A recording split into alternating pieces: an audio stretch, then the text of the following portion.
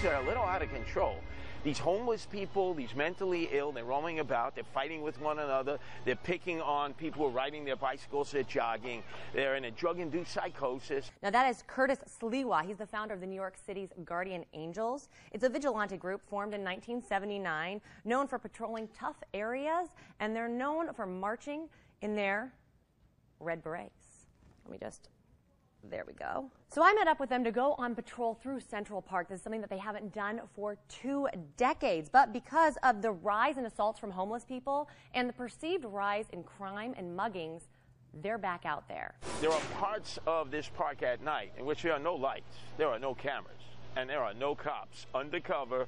And that's where these muggings and strong-arm robberies have been taking place. And that's why we've had to go back into the park and patrol those unincorporated areas that I guess the NYPD and Bill de Blasio don't think are really all that important. So Curtis explained to me that there's basically 2 areas to this park.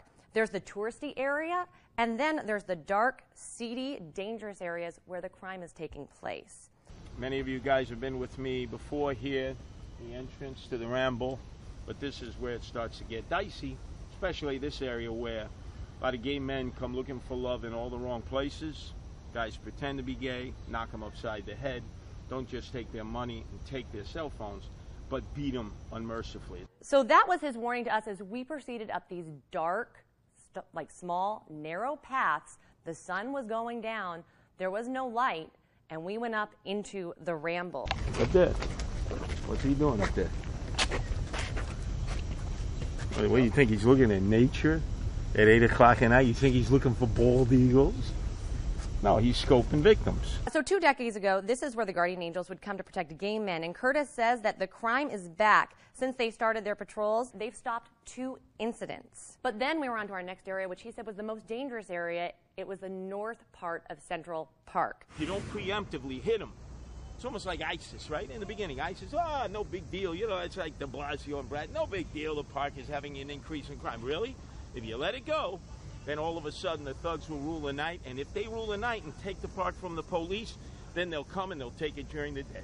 So he's actually challenged the mayor to come out on patrol with him and see what he sees. So I contacted the mayor's office, and they gave us a statement saying the chance of being a victim of crime in Central Park is roughly 1 in 350,000, reflecting the NYPD's success in keeping the park safe for visitors. Over the past 5 years, crime in Central Park has fallen sharply. To me, even though the intentions might be good, my fear is right now we have such a big problem with police brutality and racism across the nation. People are questioning the attacks of Latinos and blacks by police officers. Will minority groups be able to trust these, people, and will they be loose cannons and create more chaos? After they started in 1979, by 1981, they were such a conflict with the mayor and the police that essentially said we don't want vigilantes on the street. They went to the people of New York, who overwhelmingly said, please stay on the subway, stay here, because sometimes just the perception of having someone looking out for you, that red beret became a sign of, okay, there's some order here. Previously on Hank's